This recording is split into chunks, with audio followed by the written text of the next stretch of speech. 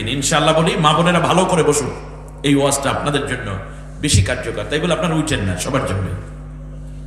তাম পৃথিবীর বাদশাহিত্য আল্লাহ দিয়েছেন চারজনকে। কতজনকে? চারজন। একজন হলো জুলকারনাইন, আর একজন সুলাইমান আলাইহিস সালাম, আর একজন বুকতে নসর, আর একজন নমরুদ।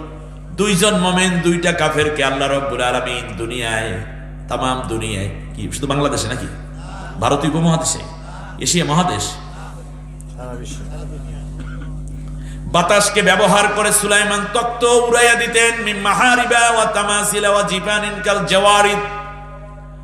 চোখের পলকে মাশরিক থেকে মাগরিব পর্যন্ত তার তক্ত উড়ে যেত, একসাথে 3.5 লক্ষ সৈন্য নিয়ে। সুবহানাল্লাহ না?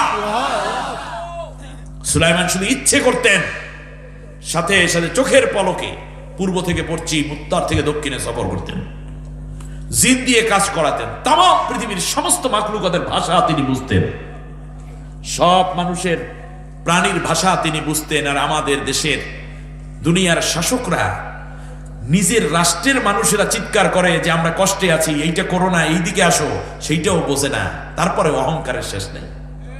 খেয়াল করুন, কিসের অহংকার করেন আপনি? ক্ষমতা একটা চাকা, গাড়ির চাকা চিনেন? গাড়ির চাকা কি করে? দাঁড়াই থাকে না, ঘোরে। দেশটা হইল গাড়ি, ক্ষমতাটা কি? চাকা। দেশ যে চালায় সে হইল কি? ড্রাইভার। আর মন্ত্রীরা হইল হেল্পার, আমরা হইলাম প্যাসেঞ্জার। তো গাড়ি চাকা যত ঘুরবে, দেশ তত আগাবে। এখন খেয়াল করেন, ঘোরে যখন, তখন উপরের সাইড নিচে যায়, নিচের সাইড এই তো ঘোরা নাকি, এভাবে ঘুরতে থাকে চাকাটা। অতএব আজকে যারা ক্ষমতায় আছেন উপরে, একসময় তারা নিচে ছিলেন। কথা বোঝেন না কি? তারা কি উপরেই ছিল সবসময়? নিচে ছিল না? তো ক্ষমতার চাকা ঘুরছে কিনা? গইরা এখন, আগে যারা উপরে ছিলেন তারা এখন কোথায়? আর নিচের যারা এখন তারা উপরে। কান ঠান্ডা করে শুনেন, আপনার চেয়ে বহুত ক্ষমতাশীল এই পৃথিবীতে ছিল, পাত্তাও নাই তাদের। অতএব ক্ষমতার দম্ভে নিজেকে ধরাকে সরা জ্ঞান তৈরি করবেন না। আপনি আল্লাহর গোলাম, আল্লাহর বান্দা, আল্লাহর বান্দি। আল্লাহ তাআলা দেখছেন। মানুষকে অন্যায়ভাবে হত্যা করা শুরু করবেন না, মানুষের সম্পদ লুণ্ঠন শুরু করবেন না, মিথ্যা কথা দিয়ে আলেম ওলামাদেরকে জেলে রাখবেন না। মনে রাখবেন, আল্লাহর কোরআন এবং নবীর সুন্নাহর বাইরে যদি বেশি মাতামাতি করা হয়, আল্লাহ তাআলা আস্তে করে চাকাটা ঘুরাইয়া দিয়া আগের যাদেরকে করেছেন আপনাকে নিচে নিবে, তারপর আবার নিচের গুলার আল্লাহ উপরে উঠাই দিবেন। কুলিল্লাহুম্মা মালিকাল মুলক তুতিল মুলকা মান তাশা ওয়া তানজিউল মুলকা মিম্মান তাশা। যাকে ইচ্ছে আমি ক্ষমতা দেই, যাকে ইচ্ছে তার থেকে ক্ষমতা কেড়ে নেই। আপনার ক্ষমতা চিরস্থায়ী নয়, পৃথিবীর কারো ক্ষমতা চিরস্থায়ী না, ঠিক কিনা বলেন? ডোনাল্ড ট্রাম্প ক্ষমতায় এসে বলল মুসলমানদেরকে থাকতেই দিবে না। আল্লাহ রাব্বুল আলামিন বললেন, দিলাম, করো না, তোরে কাইত। ডো বাইডেন হাজির। কি কর? চেঞ্জ হয়েছে কিনা? পাগলার মাথা খারাপ, সে মামলাই করতেছে, 70টা মামলা করছে, আদালতের কাছে যায় 70টা একসাথে না করছে। কি পাগলের মাথা খারাপ হয়ে গেছে, ঠিক না বলেন? অতএব তাম পৃথিবীর যারা মাতব্বরি করেন, জুলুম করেন না, অহংকার করেন না। মনে হয় যেন ঘাড় মটকাই দেবে, হাত ভেঙে দিবে। কি আজীব কথা, এগুলো শুনলেও তো বিচ্ছিরি লাগে। এটা কি বলতেছে না? ভদ্র, শান্ত, সুষ্ঠু মস্তিষ্কের কোন মানুষ এই কথাগুলোকে সাপোর্ট দিতে পারে না। এরা সন্ত্রাসী ভাষায় কথা বলে। সুলাইমান আলাইহিস সালাম তাম দুনিয়ার বাদশা। আল্লাহু আকবার কোন? মন্ত্রী পরিষদ আছে, চোখের পলকে কোটি কোটি, হাজার কোটি টাকার সম্পদ জড়ো হয়ে যেতে পারে। জিনদেরকে দিয়ে কাজ করাতেন, সবার ভাষা তিনি বুঝতেন। ওই যে সূরা নমলের মধ্যে পড়ে দেখেন, ওয়াদিন নামলে আরে পিঁপড়ায় কথা কয়, সুলাইমান পয়গম্বর তাও বোঝে। হুদুদ পাখি কথা কয়, সুলাইমান পয়গম্বর বোঝেন। কুকুর এবং তার বাসায় থাকা বিড়াল দুইটায় কথা কয়, তাও তিনি বোঝেন। আবার পশু যখন কথা কয়, সুলাইমান পয়গম্বর তাও বোঝেন। আজকে তো আমি ডিটেইলস বলতে পারলাম না, এই কথাগুলো কোরআনে আছে। কোন সময় কে কি কথা বলছে, সুলাইমান কি জবাব দিয়েছেন, একটু জিকির করেন। লা ইলাহা ইল্লাল্লাহ, লা ইলাহা ইল্লাল্লাহ, লা ইলাহা ইল্লাল্লাহ মুহাম্মাদুর রাসূলুল্লাহ সাল্লাল্লাহু আলাইহি ওয়াসাল্লাম।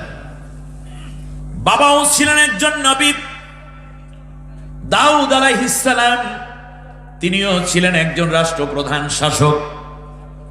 সুলাইমান ডাক দিয়া কয়, রব্বুল আলামিন তুমি আতানিয়াল মুলকা লাম ইয়ামবাগি লি আহাদিম মিনাল আলামিন, এমন রাজত্ব তুমি আমাকে দাও, এত বড় শান শওকতওয়ালা রাজত্ব দাও, আগেও কাউকে দাও নাই, কিয়ামত পর্যন্ত কাউকে এমন সুন্দর রাজত্ব দিবে না। সুবহানাল্লাহ। রাজত্ব চাচ্ছে সুলাইমান আলাইহিস সালাম কার কাছে? আল্লাহর কাছে। আল্লাহ রাব্বুল আলামিন দিলেন, রাজত্ব দিয়ে দিলেন। অল্প বয়সী তিনি রাজত্বের অধিকার হয়ে গেলেন, বাবা ইন্তেকাল হয়ে গেল। তামাম দুনিয়া জোড়া রাজত্ব। সুলাইমান পয়গম্বর এখনো বিয়ে করে নাই। কি করে নাই? বিয়ে করে নাই। নবীদের সুন্দর চেহারা, সুন্দর গঠন, সুন্দর জ্ঞান, আর তামাম দুনিয়ার বাদশা। আমরা তো চেয়ারম্যান ছেলের কাছে মাইয়া দিতে পারলি মনে হয় আসমানের তারা ধরে ফেলাইছি। তামাম দুনিয়ার বাদশার কাছে মাইয়া দেবে কে চায় না? আপনারাও চান ঠিক না? যাদের মেয়ে আছে সবাই চায় মেয়ে দিতে। তো ঘটক যারা, তারা পড়ছে বেতালে। সুলাইমান আলাইহিস সালামের কাছে এসে বলে, এই বাদশা দেখেন এ আপনার পছন্দ হয় কিনা, এই পছন্দ হয় কিনা। বলে আরেকটু দেখো, আর একটু ভালো পাও কিনা, ভালো পাও কিনা। তো প্রায় 7-8 মাস হয়ে গেছে। ইতিমধ্যে সারা দুনিয়ায় কম বেশি কথাটা প্রচারিত হয়ে গেছে। সুলাইমান পয়গম্বর কি করবেন? বিয়ে করবেন, কিন্তু পাত্রী পাচ্ছে না। বেদে, বেদে বুঝেন আপনারা? জানি না আপনাদের এলাকায় কি বলে। নদীতে থাকে, আবার কিনারে তাদের ঘর বাড়িও আছে। মাছ ধরে, মাছ বিক্রি করে জেলে বা বেদে, বিশেষ করে নারী পুরুষ মাঝে মাঝে একত্রে নেমে পড়ে। এইরকম একটা জায়গা। এরা আবার সপরিবারে যায় না, বরং জেলে একাই যায়, আর সে ওই মাছানাজ ধরে বিক্রি করে, এই দিয়ে তাদের সংসার চলে। তো বিকেল বেলা যুবতী মেয়ে, বয়স 16-17 বছর হবে, বিকেল বেলা মা সুন্দর করে বেনি করে দিচ্ছে চুলের মধ্যে, তেল দিয়ে উকুন টুকুন বেছে বেনি করে দেয় না। এখন আর বেনি করে না, গ্রামেও নাই। ওই বেনি করার সময়টা দেশে স্টার জলসাকে, জি বাংলাকে, ফেসবুককে, ইউটিউবকে, ঠিকই না বলুন? এজন্য মায়া মমতা নাই। আগে পুত্রবধূ শাশুড়ির মাথায় যখন তেল দিয়া গল্প করতাম, মা আব্বা কেমন ছিল বলেন তো দেখি, আমাদের বিয়েটা কেমনে হয়েছিল, তখন শাশুড়ি চলে যায় সেই 15-16 বছরে, ঠিক কিনা বলেন? সেই কথা বলো, তোমার শ্বশুর একদিন বাজারে যাচ্ছিল, আর আমি মায়ের সাথে যাচ্ছিলাম নানা বাড়ি, হঠাৎ করে আমাকে দেখছে, সেই দেখা, তারপর তার বাবারে পাঠাই দিয়েছে, তারপরে আস্তে আস্তে করে বিয়া। কত যে ভালো ছিল মানুষটা, ঠিক না? একটু গল্প করা। আর এখন পুত্রবধূ এবং শাশুড়ির মধ্যে অনেক সময় ঝগড়া হয় না। আবার শাশুড়িদেরকেও বলি, পুত্রবধূটা আপনার মেয়েকে অন্যের বাড়িতে পাঠিয়ে দিয়েছেন, অন্যের বাড়ির মেয়েটা আপনার ঘরে আনছেন, আপনি কেমন চান? আপনার মেয়েটাকে ওই বাড়ির আপনার বিআইন সাহেবা ভালোবাসুক, এটা তো আপনি চান নাকি? তাহলে যেই মা আপনার কাছে তার কলিজার টুকরা মেয়েটাকে দিলেন, সেই মাও তো চায় আপনি যেন তাকে মেয়ের আদরে বড় করে রাখেন। অতএব আপনি বারবার তার ভুল ধরেন কেন? তার দোষ অন্বেষণ করেন কেন? এগুলো ইসলামে নাই, এগুলো ইসলামে নাই। শ্বশুর শাশুড়ি, ইসলামের পারিবারিক জীবনের উপর যদি কোনো আলোচনা কোনো দিন হয়, তাহলে হয়তো এটার উপর ডিটেলস বলা যায়। অতএব আমাদের দেশের শাশুড়িরাও খুব কিপটেমি করে। ওই যে তার শাশুড়ি তারে কিলাইছে, ওই কিল জমা করছে, এটার মুনাফা বানাইছে, আন্ডা বাচ্চা যা আছে সব এই মেয়েটার উপরে কিল শুরু করে দেয়, ঠিক কিনা বলো? বরং আপনার শাশুড়ি আপনার সাথে যেই আচরণ করে আপনি কষ্ট পেয়েছেন, সেই আচরণ আপনি আপনার পুত্রবধূকে দেন কেন? আপনি তো জানেন এইরকম শাশুড়িরা কথা বললে পুত্রবধূরা কষ্ট পায়, ফলে আপনি সেই কষ্ট পুত্রবধূকে না দিয়ে, বরং যাতে করে এ কষ্ট পেয়ে আপনার থেকে আলাদা হয়ে না যায়, সেজন্য ওই জিনিসগুলোকে আপনার অমিট করে দিবেন, বাদ দিয়ে আপনার মেয়েটাকে মেয়েটার মতো করে আপনি তাকে কাছে টেনে রাখবেন, ঠিক না বলেন? কথা বুঝতেছেন না কেন? আপনি প্রথম নতুন পুত্রবধূ হয়ে এসে কি চেয়েছেন? আপনার মনটা কেমন চেয়েছে? একটু স্বামীর সাথে বেশি থাকা, শাশুড়ি যেন বেশি খবরদারি না করে, ঠিক না? তো এখন আপনি একেবারে ঘরের মধ্য থেকে নিয়ে দরজা পর্যন্ত পুরো পুত্রবধূকে মনে হয় যেন সাইজ করে রাখতেছেন, লাঠি দিয়ে পিটে। পেয়েছেন কোথায়? এত হীনমন্যতা হলে তো সংসার চলবে না।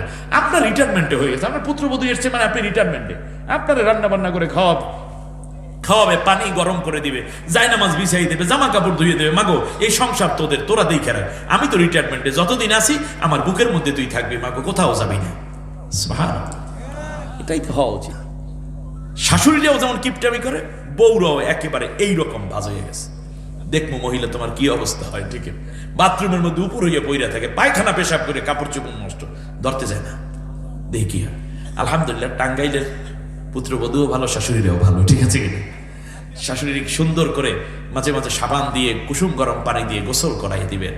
গোসল করাইয়া দিয়া জামা কাপড় সুন্দর করে মাঝে মাঝে নিজে স্বামীর কাছ থেকে বলে চমৎকার কাপড় চোপড় এনে এইটা শাশুড়িকে গিফট করবেন। নিজে যখন কিছু খান তখন বাহির থেকে একটু খাবার এনে শাশুড়িকে সেটা দিবেন, দেখবেন খুব মজা হবে। ঘরটাকে জান্নাতের টুকরো বানাতে হবে। ঠিক না বলেন?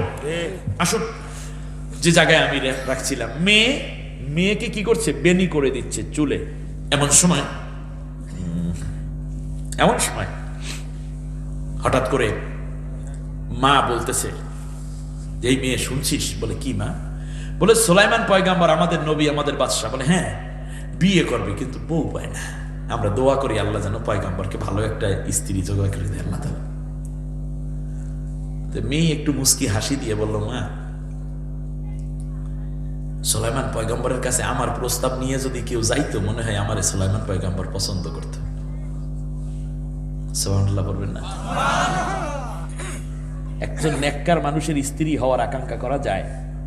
এবং যারা যুবক আছো, বিয়ে করনি, তোমরাও আল্লাহর কাছে দোয়া করবা, আল্লাহ একটা নেককারিনী মেয়েকে আমার স্ত্রী বানাইয়ে দিও। কিন্তু তুমি নেককার পাবা কেমনে? তুমি তো 10 বারই দৌড়ন্যা মানুষ। তুমি পীড়িত করছো যেই কয়টা মেয়ের সাথে, তোমার বউ কিন্তু ওই রকম করেই আসবে, এর চেয়ে ভালো পাবা না। সেই চিন্তা বাদ দাও। লিল খবিসিনা লিল খবিসাত, আল্লাহ তাআলা বলছেন যারা খবিস তাদের জন্য খবিসে মাইয়াই এক বউ বানাই দেয়। আত-তাইয়্যিবিনা লিত-তাইয়্যিবাত, আর যারা পবিত্র ছেলে তাদের জন্য আমি পবিত্র মেয়েকে স্ত্রী বানাই দিই। আর মেয়েটা সবসময় চায় তার স্বামী যেন খাবার তার দিকেই তাকাই থাকে। তুমি বিয়ে হওয়ার পরেও স্বামীর দিকে নজর আনতে পারো নাই, তোমার স্বামী কেমন করে তোমার দিকে নজর আনবে? আগে যা করেছো না করেছো তওবা করো, এবং আজ থেকে নিজের জীবনটাকে আল্লাহর দিকে সুপর্দ করে দাও। দেখবে তোমার জীবন সত্যিকার সুন্দর হয়ে উঠবে। আমার ভাইয়েরা খেয়াল করুন, মেয়ের কথাটা একেবারেই অসামঞ্জস্য। মা বলতেছে কোথায় আগরতলা, কোথায় উগরতলা, কোথায় শেখসাদি আর কোথায় ছাগলের লাদি। ঠিক আছে, কির মধ্যে কি পান্তাবাতে কি? হ্যাঁ, কি বললিস? সুলাইমান পয়গম্বর নবীর সন্তান, নবী, তামাম দুনিয়ার বাদশাহ, তামাম মাখলুকাত আল্লাহ তার কন্ট্রোল করে দিয়েছেন। তুই তার বউ হইতে চাইলি কোন সাহসে? এ কথা বললে মায়ের মাথার মধ্যে একটা ঠু আমারছে, মাথাটা ফুইলে উঠছে। তো মেয়েটা পেছনের দিকে মুখ করে বলল, মাগো তুমি আমারে মারলা কেন? আল্লাহ রাব্বুল আলামিন যদি চান তাহলে আল্লাহ তাআলা আমাকে সুলাইমান পয়গম্বরের বউ বানাইয়া দিতে পারে। তাকওয়া। আমাই ইয়াত্তাকিল্লাহ ইন ইয়াত্তাকিল্লাহ, যদি আল্লাহর উপরে তুমি ভরসা করো, মাইয়াত্তাকিল্লাহ, যে আল্লাহর উপরে ভরসা করে, ফাহুয়া হাসবু, আল্লাহ তার জন্য নিজেই যথেষ্ট হয়ে যায়। আল্লাহ যথেষ্ট হয়ে যায় তার জন্য, যে আল্লাহর উপর ভরসা করে। মেয়েটার মনের আবেগ, কিন্তু ওই কথাটাই আল্লাহ কবুল করে ফেলেছেন। বলবো না, চলে যাব। অহংকার 4 কারণে। শেষটা বলছি কি, ক্ষমতার অহংকার। ঠিক না? মাইরে ফেলামো, কাইটিয়া ফেলামো, কেউ চলতে পারবে না, সব শেষ, আমি ছাড়া কেউ নেই। এগুলো ফেরাউন নমরুদের কথা, এগুলো মুসলমান বলতে পারে না। বন্ধুরা আমার খেয়াল করুন, মা বোনেরা শুনুন, আপনারা দেখবেন যেই কথা বেশি গোপন রাখা দরকার এটা তাড়াতাড়ি ছড়ায়। আপনি যদি কোনো বিষয় খুব বেশি পাবলিসিটি করতে চান, তাহলে ওই কথাটা মহিলাদের কাছে বলবেন, সব মহিলারা না। আবার বুঝছেন না যে মা বোনেরা রাগ করেন না দয়া করে আমার উপর, যে হুজুর করতে গেছে সব মহিলাদের দিকে দিচ্ছে ওয়াজ। কিছু কিছু মহিলা বলার পরে শেষে বলবেন যে এই কথাটা দয়া করে কারোর কাছে বলবেন না ভাবি। তো শেষকালে এডুকুই সাইডা দেবেন, ইনশাআল্লাহ দেখবেন 2 দিনের মধ্যে কাম শেষ। উনি তো ভাতই খাইতে পারবেন না যতক্ষণ অন্যের কাছে না। শেষকালে যখন কইবেন যে ভাবি আপনার কাছে বলছি, আপনি আমার আপন মানুষ, অন্য কারোর কাছে বলবেন না। চাষিমা অন্য কারোর কাছে বলেন বুঝি, সারছে। এটা 100 মাইল বেগে দৌড়াবে এই কথা। মহিলাদের কথা এই কান সেই কান হইতে শুরু করে সুলাইমান পয়গাম্বর পর্যন্ত কথা পৌঁছে গেছে। মন্ত্রী পরিষদে বসা, তাফসিরে মাজারির মধ্যে আসছে, সানাউল্লাহ পানিপতি রহমতুল্লাহ এই ঘটনাটা নিয়ে আসছেন। এই জন্য আমি বলছি আপনাদেরকে, যদিও আমি ডিটেলস রেওয়ায়ত দিতে পারবো না, তবে ঘটনাটা আছে। প্রথমে এটা মন্ত্রী পরিষদে ঢুকছে, মন্ত্রী পাড়ায়। মন্ত্রীর বউরা কয় ইজ্জত শেষ, মানও শেষ। শেষ পর্যন্ত জালিয়ার মাইয়া বউ হইতে চায়, তাড়াতাড়ি বাচ্চারে বিয়ে করাই দাও। আর না জানি আবার কয়দিন পরে আরো কেউ প্রস্তাব দিয়ে বসে। আজকে মন্ত্রীরা একে অন্যর দিকে তাকায়, মুখের মধ্যে হাত দিয়ে চোখ টিপুনি দিচ্ছে। বাদশাহ বলছেন কি হয়েছে? বললো যে বাদশাহ কিছু হয় না, ইজ্জত তো শেষ, বিয়ে আপনি একটা করেন তাড়াতাড়ি, না হয় আমাদের আরেকটা করে করাই দেন। কেন এত খেপলা কেন তোমরা? বললো যে শেষ পর্যন্ত বেদের মেয়ে, জেলের মেয়েও আপনার বউ হইতে আকাঙ্ক্ষা পেশ করার সুযোগ পেল, এটা আমাদের জন্য বড়ই আফসোসের ব্যাপার, আপনি তাড়াতাড়ি বিয়েটা করে ফেলেন। সুলাইমান আলাইহিস সালাম সিংহাসন ছেড়ে দাঁড়িয়ে গেলেন একটু রাগস্বরে। এত বড় সাহস! কে সেই বেদের মেয়ে, জেলের মেয়ে আমার সাথে বিয়ে হতে চায়? আল্লাহ রাব্বুল আলামিন বললেন, এখানে রাগের কি হলো সুলাইমান? ইয়া আইয়ুহান নাস ইন্না খলাকনাকুম মিন যাকারিন ওয়া উনসা ওয়া জাআলনাকুম শুউবান ওয়া ক্বাবাইলা লিতাআরাফু ইন্না আকরামাকুম ইনদাল্লাহি আতকাকুম। হে ঈমানদার নারী পুরুষ, তোমাদেরকে আমি দুই জাতি তৈরি করেছি, নারী আর পুরুষ। এরপরে বংশ কৌলিন্যতা, মান মর্যাদা, শাসক শাসিত ইত্যাদি রাজা প্রজা তৈরি করেছি। তবে মনে রেখো, আমি আল্লাহর কাছে সবচেয়ে বেশি সম্মানিত ওই মানুষটি যে আমি আল্লাহকে বেশি ভয় করে,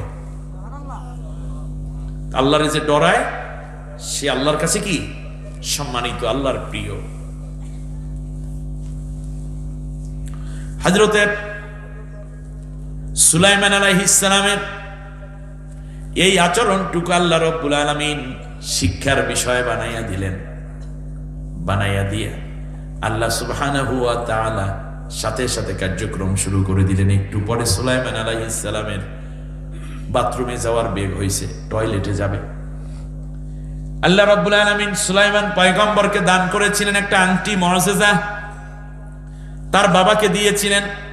মুঠের মধ্যে তিনি যদি লোহা নিতেন, লোহা পানির মতো গলে যেত, যা ইচ্ছে তাই বানাতে, কখনো খঞ্জর, কখনো তলোয়ার, কখনো ঢাল, কখনো সরকি, কখনো দাগ, কোনটা কুড়াল। সুবহানাল্লাহ। প্রত্যেক নবীকে আল্লাহ মুজিজা দিয়েছেন, দিয়েছেন কিনা? মুসা আলাইহিস সালামকে আল্লাহ মুজিজা দিয়েছেন। ঈসা আলাইহিস সালাম তো মায়ের কোলে থাকতেই কথা বলা শুরু করলেন। অন্ধ মানুষের চোখে হাত দিলে অন্ধ চোখ ফিরে পাইতো, কুষ্ঠরোগীর গায়ে হাত দিলে কুষ্ঠরোগ ভালো হয়ে যেত। কবরের পাশে দাঁড়াইয়া যদি বলতেন কুম বিইজনিল্লাহ, কবরের মানুষ জীবিত হইয়া ঈসা আলাইহিস সালামকে সালাম দিত। এক এক নবীর এক এক মুজিজা। আমাদের নবীকে আল্লাহ তাআলা 4000 মুজিজা দিয়েছেন। সুবহানাল্লাহ। তার মধ্যে সবচেয়ে বড় মুজিজা কোরআন। কোরআন যে মুজিজা, দেখেন এই ঠান্ডার মধ্যে আপনারা বসে আছেন, কোরআন যে মুজিজা আর বোঝার দরকার আছে? আল্লাহ রাব্বুল আলামিন বলেন, শোনো ও সুলাইমান, তোমাকে আমার শিক্ষা দেয়া দরকার। ক্ষমতার দম্ভ করা যাবে না। ক্ষমতা হইল সেবক, ক্ষমতাশীলরা কি সেবক। আমাদের দেশে ক্ষমতায় জোর কইরা কেউ যায়, আবার কেউ এমনিতেই যায়। যাওয়ার পরে এমন সেবা শুরু করে, 5 বছর থাকার কথা, 2 মাস যাইতে যাইতে জনগণ কয়, ভাই দোয়াও চাই, মাপও চাই, তোর পাও ধরছি, আর সেবা করিস না। সেবার ঠেলায় জনগণের কষ্টের শেষ থাকে না। আল্লাহ আমাদেরকে মাফ করুন। আমরাও দোষ আছে আমাদের, আমরা তো কোরআনের দিকে যাই নাই, আমরা গেছি শয়তানি মতবাদের দিকে। ফলে আল্লাহ এই গজবটা আমাদের উপর চাপাই দিয়ে দেন। সুলাইমান আলাইহিস সালাম বাথরুমে যাবেন, তো এই আংটিটা রেখে দেওয়ার জন্য একজন চাকর রাখা ছিল। বাথরুমে যাওয়ার সময় আংটি তিনি হাতে নিতেন না, এটা পবিত্র আংটি। টয়লেট সেরে অজু করে তারপরে আবার আংটিটা ধারণ করতেন।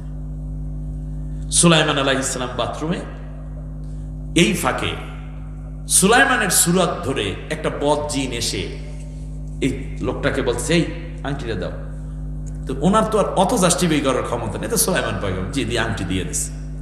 সুলাইমান আলাইহিস সালাম আংটি নিয়ে এই 2 নম্বর নকল সুলাইমান এগিয়ে সিংহাসনের মধ্যে বসে বলতেছে, আমার মন্ত্রীরা শোনো শোনো, দেশের মধ্যে নাম্বার 2 নকল সুলাইমান এসে গেছে, এক বদজিন।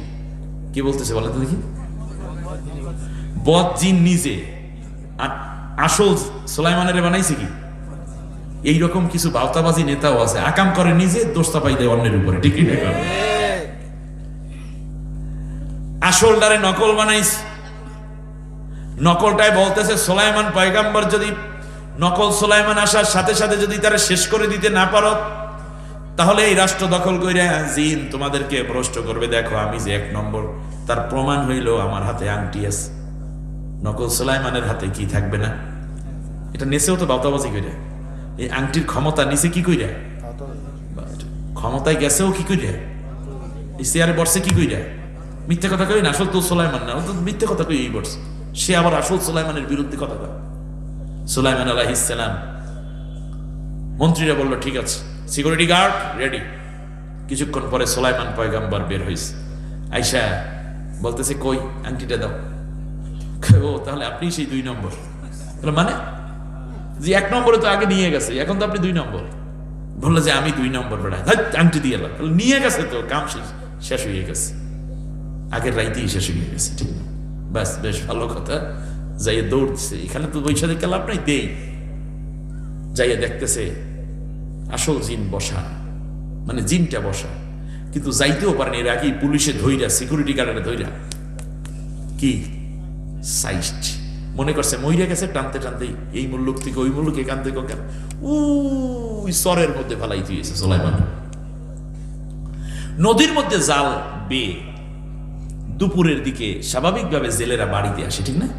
মাসানা যা পেয়েছে এইগুলো নিয়ে সব জেলেরাই যায়। হঠাৎ করে এক জেলের নজরে পড়ল আসমানের একখণ্ড মেঘ এসে একেবারে নিচের দিকে এসে একটা মানুষের মনে হয় ছায়া দিচ্ছে। এই জেলে দৌড়ে গেছে, যাই দেখে কি সুন্দর চেহারা, কিন্তু চেহারার মধ্যেও দাগ আছে মাইরের, শরীরের মধ্যে বিভিন্ন জায়গায় একটু ক্ষতটত হয়ে গেছে, ব্যথাতুর ছেলেটা, শ্বাসটা আছে। নদীর পানি, সমুদ্রের পানি উঠাইয়ে গামছা বইরে মাথায় দিল, শরীরটা মশাইয়ে দিল। একটু পরে সুলাইমান পয়গাম্বর চোখ খুলছে। চোখ খোলার পর জিজ্ঞেস করে, আমি এখানে কেন? কয় বাজান আমি আনি নেই, আমি মারি নেই তোরে, তুই এটা জান। জেলে বলতেছে আচ্ছা। সুলাইমান পয়গাম্বর বললেন, এবার জিজ্ঞেস করতেছে, আচ্ছা তোমার নাম কি? কে জিজ্ঞেস করে? জেলে জিজ্ঞেস করে, তোমার নাম কি? সুলাইমান আলাইহিস সালাম বললেন, আমি বলতে পারি না, এটা কৌশল। যদি বলতেন আমার নাম সুলাইমান, তাই তো আবার লগির বাড়ি খাইবে। সুলাইমান পয়গম্বর তামাম দুনিয়ার বাসা, তারে মারে কে? এটা মিথ্যা তুমি কইছো। সাথে সাথে বলল যে আমি বলতে পারি না, অর্থাৎ আমি জানি কিন্তু বলতে। আচ্ছা তোমার আব্বার নাম কি? বললো যে তাও আমি বলতে পারি না। তাহলে বোঝা যায়, একটু জিকির করেন লা ইলাহা জেনারেটর।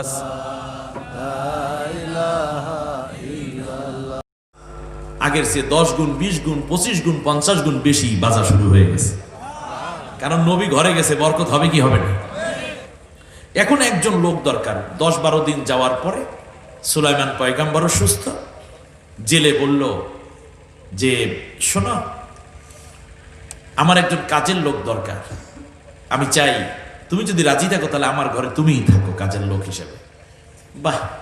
সুলাইমান পয়গাম্বর চিন্তা করলেন অসুবিধা নাই, জেলের কাজের লোক হতে পারবো। সুলাইমান আলাইহিস সালাম কাজের লোক হলেন। কার? আপনারা বোঝেন নাই মনে হয়। আমার ভাইয়েরা, কাজের লোক। চলতেছে সময়, নবী তো জেলেদের মধ্যে দাওয়াতি কাজ শুরু করে দিয়েছেন, এত সুন্দর করে, কেউ বলে না। সবাই যখন তার প্রতি ভক্ত, হঠাৎ করে জেলে চিন্তা করলো কাজের লোক না রেখে ছেলেটাকে জামাই বানান যায় কিনা। সুবহানাল্লাহ। এক পর্যায়ে বউয়ের কাছে বলল যে দেখো ছেলেটাকে চাচ্ছি, কেমন দেখতে? শুনতে বলে খুব ভালো। যদি ভালোই হবে তার মানুষে মারলো কেন? বললো দেখো এই কথা বইল না, মূল কথা হচ্ছে আমি চাই মেয়েটাকে এই ছেলের কাছে বিয়ে দিতে, তুমি রাজি কিনা বলো।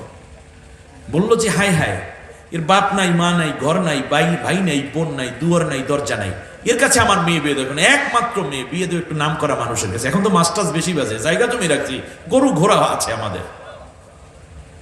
জেলের বউ রাজি না। পরের দিন সুন্দর করে পান সুপারি কিনেছে, মিষ্টি কিনেছে বউয়ের জন্য, জেলে অনেক অলংকার আদি কিনে তারপর বলল, এগুলো সব খাওয়াইয়া টাওয়াইয়া বলল যে দেখো একটা কথা বলতাম। বলে কোন কথা? কথা ওই কালকের রাত্রেরটাই, রাত্রের কথাই। রাত্রের কথা কি ছিল কালকে? এই ছেলের কাছে বউ চিন্তা করলো মিষ্টি এখনো জিব্বা থেকে ফুরায় নাই, আর যেহেতু বাবা হয়ে বিয়ে দিতে চায়, আমার অসুবিধা কোথায়? বললো আপনার মেয়ে আপনি বিয়ে দেন, অসুবিধা নেই। বিয়ে হলো। সুলাইমান পয়গম্বর এই 1 বছর থাকার ফলে যে টাকা পয়সা পেয়েছে এগুলো দিয়ে তিনি কিছু কেনাকাটা করে বউয়ের জন্য নিয়ে আসছে। আইনেও দেশে কোথায়? বউয়ের ঘরেই। কথা বোঝেন নাই? রাত্রে বিয়ে, 3 দিন পরে অলিমা হবে সুলাইমান আলাইহিস সালামের জন্য। বউ রেডি, বিয়ে হয়ে গেল। রাত্রে ভোর রাতে জামাইরে উঠা, এই ওঠো বাবা চলো। তখন শাশুড়ি বলতেছে, এতদিন ছিল কাজের লোক, এখন তো জামাই, এই শীতের মধ্যে জামাই যাবে মাছ ধরতে, তুমি কি পাগল হয়েছ? কারণ শাশুড়ির মায়া বেড়ে যায় জামাইদের জন্য, ঠিকই না বলে? ব্যাস গেল না। কিন্তু ওই দিন কোনো মাছ পায় নাই, পরের দিন যায় নাই, কোনো মাছ পায় নাই। জেলে বলতেছে, দেখো সামনে বিয়ের অনুষ্ঠানটা, তোমার জামাইকে দিয়ে আমি কোনো কাজ করাবো না, শুধুমাত্র কি একটু জায়গা গিয়ে নৌকোয় বসে থাকবে, তাতেই দেখবো অনেক মাছ পাবো। এইদিকে রাষ্ট্রের মধ্যে শোষণ চলতেছে, মানুষের রাষ্ট্র জিনে চালাইতে পারে না, আর যে বসছে তাও অবৈধভাবে বসছে ক্ষমতায়, ঠিকই না? চালাইবো কেমনে? কেউ কোনো কথা বললি তারে মারো, কাটো, জেলে দাও, অত্যাচার করো, খুন করো, গুম করো। মানুষেরা বললো আল্লাহ সুলাইমানে লইয়া যাও, না হয় আমাদেরকে লইয়া যাও। সুলাইমান পয়গম্বরের রাষ্ট্রে একজন মন্ত্রী ছিলেন, নাম ছিল আসিফ বিন বরখিয়া। উনি হলেন জিনদের বাদশাহ ছিল। তুমি চিন্তা করলো, কোনোদিন বাদশার চেহারার দিকে তাকাইয়া কথা বলি নাই, কিন্তু রাষ্ট্রে যা হচ্ছে এটা তো কোনোদিন সুলাইমান পয়গম্বরের তবিয়তে ছিল না। জনগণের জন্য সরকার, কিন্তু ইয়াদু দেখতেছি পুরো পিটেনের জন্য সরকার। সাথে সাথে একবার তাকাইছে, তাকাই দেখে হায় হায়, এ তো মানুষই না, এদি জিন, আবার বদ জিন। এখনো ধরো না। যখনই ধরো না বলছে, জিনে বুঝে ফেলাইছে, কাম তো শেষ। দৌড় দৌড় দিয়ে এক পর্যায়ে বের হয়ে বাতাসের সাথে বেশি বেশি উড়ে যাচ্ছে। আসিফ বিন বরখিয়া তার ধৈর্য ফালায়, এমন সময় আংটিটা ছেড়ে দিয়েছে, ওই নদীর মধ্যে পড়েছে যেই নদীতে সুলাইমান পয়গম্বর মাছ ধরতে যায়। সাগর নদীর মোহনা, একটা মাছ এসে আংটিটারে গিলে ফেললো। আল্লাহর কুদরত, এত দামি আংটি মাছে খাওয়ার কারণে সমুদ্রে যত মাছ আছে সব মাছ ওই মাছটার পিছনে দৌড়ায়। হুশ নাই, একটু কুদরত নিবে, একটু ক্ষমতা নিবে, ওইটাকে একটু গায়ে ঘষা খাবে। কুদরতি আংটি, সব মাছ একদিকে দৌড়। এইদিকে গিয়ে মাত্র নদীতে সুলাইমান আলাইহিস সালাম সহ নদীতে মাছটা ধরেছে, জালটা দেখে জাল তো নিয়ে যায় রে, তাড়াতাড়ি টেনে উঠেছে। সব জেলেরাই আজকে প্রচুর মাছ পেয়েছে, সব মাছ স্তূপ দিয়েছে। এক পর্যায়ে নদীর মধ্য থেকে আনা কিছু মাছ আজকে খাবে, আগামীকালকে বিয়ের অনুষ্ঠানে বাকিটা দেবে, আর অন্যগুলো বিক্রি করে ফেলেছে। শুনতেছেন আপনারা? এখন একটা মাছ আজকে দুপুরে রান্নার জন্য দিয়েছে। আপনারা বলেন যদি কোনটা হতে পারে? আংটিওয়ালা মাছ। মেয়ের ডাক দিয়ে বলতেছে, মা গো কান্নাকাটা করিস না। আগের দিনে মেয়েদের প্রস্তাব আসলে মেয়েরা কান্না করতো, লজ্জা করতো, আর এখন আর লজ্জা মজ্জা নাই। কয় আব্বা আমাদের কাম সাইরে ফেলাইছি, আপনি আনুষ্ঠানিকতা করেন। বিয়ার আগে সব শেষ, ভালোবাসা, মায়া, মহব্বত, প্রেম প্রীতি সব শেষ। বিয়ের পর খালি কিলে কিলি আর গুসা গুসি, আর শেষকালে আফসোস কইরা কয় আগে জানলে তোর ভাঙ্গানো গিয়ে চলতো না। আরে বেটা, ভালোবাসা হবে বিয়ের পরে বউয়ের সাথে, আগে কিসের? এই দাম্পত্য জীবন টিকে না। শেষ পর্যন্ত যা করা তাই হলো। মেয়েটা মাছ কাটলো, কি সুন্দর দেখতে, মনে হয় জল করে। পেটির মধ্যে যখন পেটিও লয়, ভালো মাছের পেটা লয় না, পেটা যখন ফাটছে, দেখে ভিতর থেকে আংটিটা টপ করে পড়ছে কি এই জেলের ঘরে। পুরো ঘর আলোকিত হয়ে গেছে। মেয়েটা মনে মনে ভাবে, আল্লাহ তাআলা আমার কাছে মনে হয় মাছের পেটে করে এই আংটিটা পাঠাই দিয়েছে, বাসর রাতে যেন আমার স্বামীকে আমি গিফট করি। সেই জন্য স্বামী আমারে কত কিছু দিল, আমি তো কিছুই দিতে পারবো না, এটা দেবো বাসর রাতে। গরম পানি দিয়ে সুন্দর করে ধুয়ে আঁচলে জড়াই, রান্না বান্না শেষ, এখন স্বামী স্ত্রীর দেখা হবে। বন্ধুগণ, আস্তে করে বাসর রাতে ঢুকে পড়েছে। স্বামী আছে উপস্থিত, একটু পরে স্ত্রী আসছে ফল ফ্রুট শরবত নিয়ে। সালাম দিল, সালাম দেওয়ার পরে এই কথা সেই কথা, কত কথা। একবার সুলাইমান আলাইহিস সালাম জিজ্ঞেস করেন, আচ্ছা তোমার জীবনে এমন কোনো আশা কি আছে যা এখনো পূরণ হয় নাই, স্বামী হিসেবে চেষ্টা করব পূরণ করতে? বললো যে সেই কথা বইলে লাভ নেই, আশা একটা ছিল, কিন্তু আপনার সাথে বিয়ার মাধ্যমে বুঝে ফেলছি সেই আশা পূরণ হবে না। বলে কি কথা? বললো যে আল্লাহর কাছে চেয়েছিলাম সুলাইমান পয়গম্বর যেন আমার স্বামী হয়, কিন্তু বিয়ে তো হয়ে গেছে আপনার সাথে, সব আশা কিন্তু দুনিয়ায় মানুষের পুরো হয়, এই জন্য এই আশাটাই রয়েছে। সুলাইমান আলাইহিস সালাম বললেন, তুমি আগে যদি বলতে আমি একটু ঘটকালিত করতে পারতাম কমপক্ষে। আচ্ছা বেশ ভালো কথা। আস্তে করে স্ত্রীকে আরো বেশি কাছে পাওয়ার আকাঙ্ক্ষা যখন পেশ করলেন, স্ত্রী বললেন, না আমি অভাগিনী, এই রাতে আপনাকে দেওয়ার জন্য একটা ছোট্ট হাদিয়া আমার কাছে আছে, একটু চোখ বন্ধ করেন। চোখ বন্ধ। সুলাইমান পয়গম্বর হাত বাড়াইয়া দিলেন, আঙ্গুলের মধ্যে আংটি পড়াইয়া দিলেন তার স্ত্রী। আংটি দেখে সুলাইমান পয়গম্বর বেহুশ হয়ে পড়লেন। হায় হায়, এই আংটি কোত্থেকে আসলো, কার মাধ্যমে, কিভাবে আল্লাহ পাঠাইয়ে দিয়েছে? আমার ভাইরা কিছুক্ষণ পরে হুশ হলো, বলল যে আংটিটা দাও। বললো না আংটি দেবো না, এটা আপনি বেহুশ হয়ে পড়েন। কয় না এবার আর বেহুশ হব না। আবার আংটি যখন হাতে পড়লো, আল্লাহর কুদরতের কথা মনে পড়লো, সাথে সাথে সুলাইমান পয়গম্বর আবার বেহুশ হয়ে পড়লেন। মেয়েটা তাড়াতাড়ি করে বাসর ঘর থেকে চলে গেছে মায়ের কাছে, বাবার কাছে গিয়ে বলল, আব্বু আম্মু এই ঘটনা। মেয়ের মা বলতেছে, আগেই বলেছিলাম এই ছেলের কাছে মাইয়া বিয়া দেওয়ার দরকার নাই, এখন তো ভূতে পাইছে। মানে মহিলারা মানে জোয়ার দেয় সব দিকে। এক পর্যায়ে বলল, যাও। বাসর ঘরে গিয়ে শাশুড়ি শ্বশুর সহ উপস্থিত। বলল যে আপনারা কেন এখানে? বলল, বাবা এই আংটি হলো শয়তানে পাইছে, এটা মাৎস্য পেতনিতে পাইছে, মাছের পেটের মধ্যে মেয়ে পেয়েছে, এই আংটি তোমার কাছে যায়, আগামীকালকে হুজুরদেরকে দিয়ে দোয়া দরুদ পড়াই, তারপরে তুমি নিও, আংটিটা এখন আমার কাছে থাকবে। বললো, আম্মা যান আপনি চলে যান, আংটিটা আমার কাছে দিয়ে যান। যা পাগলা জামাই, এই আংটি রেখে দিলাম, যা। চলে গেছে, আংটি পড়লো। স্ত্রীকে নিয়ে দাঁড়িয়ে বললেন, স্ত্রী আসো, আমার অহংকারের উপরে তোমার তাকওয়া বিজয় অর্জন করেছে। তাড়াতাড়ি করি সুলাইমান পয়গম্বর জিনদেরকে খবর দিলেন, 100টা পুকুর কাটো, বিরাট বিরাট দিঘি, 100টা বাগান বানা, 50টা 10তলা বিল্ডিং বানা। সুবহানাল্লাহ বলেন। সব মিলিয়ে বিশাল আয়োজন। সকালবেলা শাশুড়ি উঠছে, উঠে দেখে বিরাট এক রাজধানী, বিরাট এক রাজবাড়ি। ব্যাপার কি? সাথে সাথে বুঝতে পারলো এই হলো সেই সুলাইমান। আমার ভাইরা, সুলাইমান পয়গম্বর এই ফাঁকে শুধু জিজ্ঞেস করেছিলেন, দুনিয়ায় কত মানুষ আছে, তুমি সুলাইমান পয়গম্বরের বউ হইতে চাইলা, সাহসটা তোমার কে দিল, কেন দিল? স্ত্রী বললেন, প্রাণের স্বামী, আগেই বলেছিলাম সব কথা জিজ্ঞেস করে আজকে বিব্রত কইলেন না। আমি সরল মনে আপনাকে কথাটা বলে দিলাম, আমি সুলাইমানের স্ত্রী হতে পারলে দামি দামি শাড়ি পরব, মোটা মোটা অলংকার পরব, নামি দামি খাবার খাবো, আমার দাস দাসী থাকবে, আমি আরামে থাকবো। এই জন্য মূলত তার স্ত্রী হতে চাই নাই। বরং আল্লাহর নবী হলেন সুলাইমান, তার বাবাও ছিলেন আল্লাহর নবী, তার সাথে যদি আমার বিয়ে হয় তাহলে আমি তার কাছে যাওয়ার সুযোগ পেয়ে যাব। আহারে অসুস্থ হলে মাথায় পানি দিয়ে দেব, শরীরের মধ্যে হাত বুলাই আদর করে দেব, জামা কাপড় ধুয়ে দেব, বিছনাটা রেডি করে দেব, পায়ের জুতা জোড়া ঠিক করে দেব, রান্না করে খাওয়াইয়া দেব, সারা রাত বসে বসে সেবা যত্ন করব।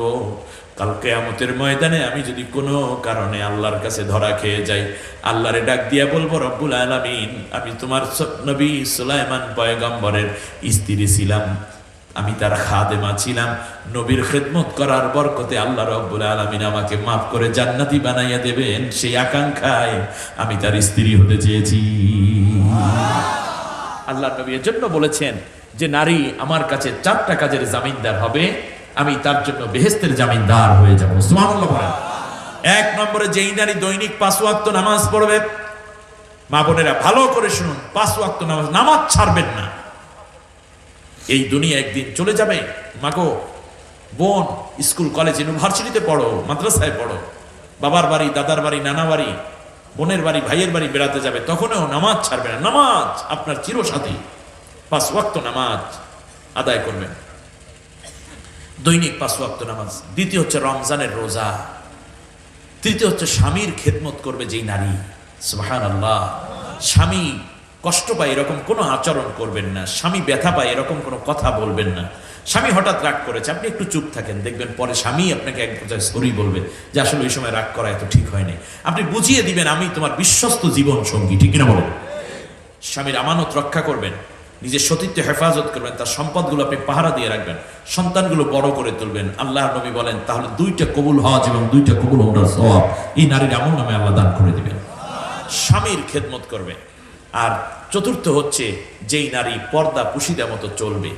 এই 4টা কাজ পর্দা পুশিদা মতো চলে ঠিকই, বিয়ের সাথে গল্প করে, বিয়ের সাথে মানে কি বলে তালতো ভাইয়ের সাথে, ক্লাসমেটের সাথে, ভাইয়ের বন্ধুর সাথে গল্পের শেষ নাই, চ্যাটিং এর শেষ নাই। কিসের পর্দা করেন আপনি? যার সাথে বিয়ে বসা জায়েজ তাদেরকে দেখা দেওয়াই তো ইসলাম হারাম করেছে, ঠিক না বলো?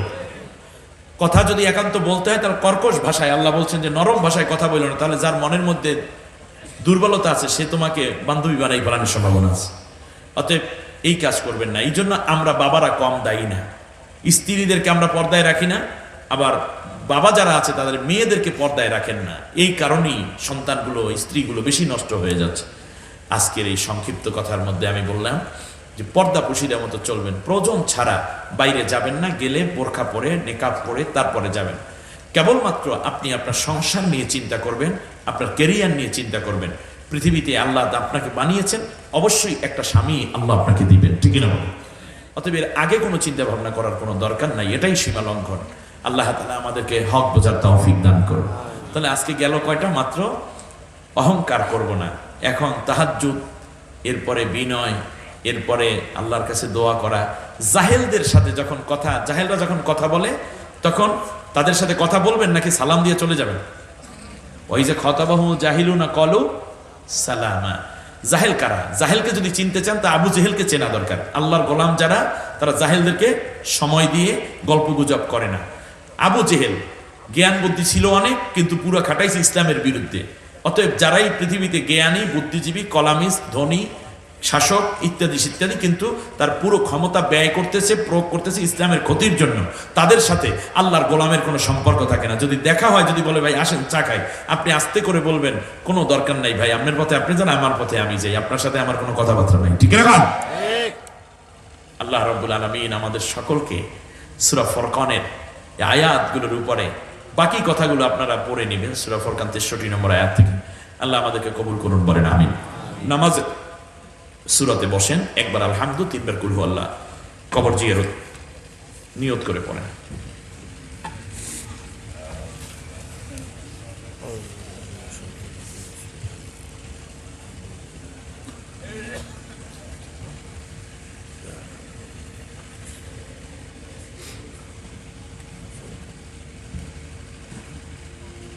কুল হুয়াল্লাহু আহাদ আল্লাহুস সামাদ।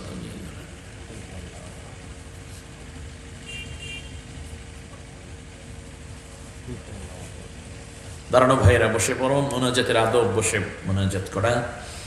আমরা আল্লাহ তাআলার কাছে ক্ষমা চেয়ে নিচ্ছি, আল্লাহ যেন আমাদেরকে মাফ করে দেন। সম্মানিত ভাইয়েরা, ওয়াজ তো কিছু দিলাম, আর বাকিগুলো তো রয়ে গেল।